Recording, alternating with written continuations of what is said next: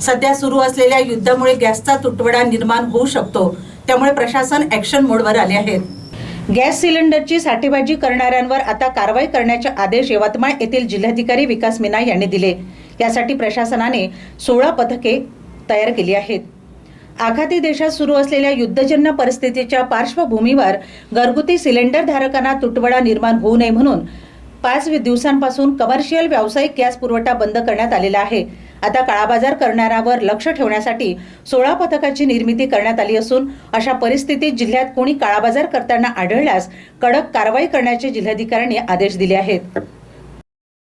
सर्वांना जिल्हाधिकारी म्हणून माझं आव्हान राहणार आहे की आता आमच्या जिल्हा प्रशासन स्तरावर आढावा घेण्यात आला सर्व गॅस एजन्सी संदर्भात। प्रत्येक ठिकाणी पुरेसा साठा उपलब्ध आहे, पण पुढच्या पिरियडमध्ये साठा कमी होणार नाही किंवा त्याची स्कार्सिटी होणार नाही, त्यासाठी आपण व्यावसायिक पुरवठा बंद केलेला आहे। घरगुती पुरवठा प्रत्येक ठिकाणी चालू राहणार आहे। त्या संदर्भात आपल्याकडे बऱ्यापैकी साठा उपलब्ध आहे।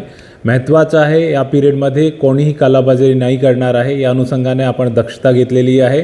प्रत्येक तालुक्यामध्ये आपण पथक निर्माण केलेलं आहे। जर कोणतीही अशी गतिविधी दिसून आली ज्यामध्ये कालाबाजारी दिसून येत आहेत, लोक अननेसरी साठा करण्याचा प्रयत्न करत आहे, त्यांच्यावर आपण आवश्यक कमोडिटी ॲक्ट अंतर्गत आपण गुन्हा दाखल करणार आहे आणि सक्त कारवाई असे लोकांवर करणार आहे।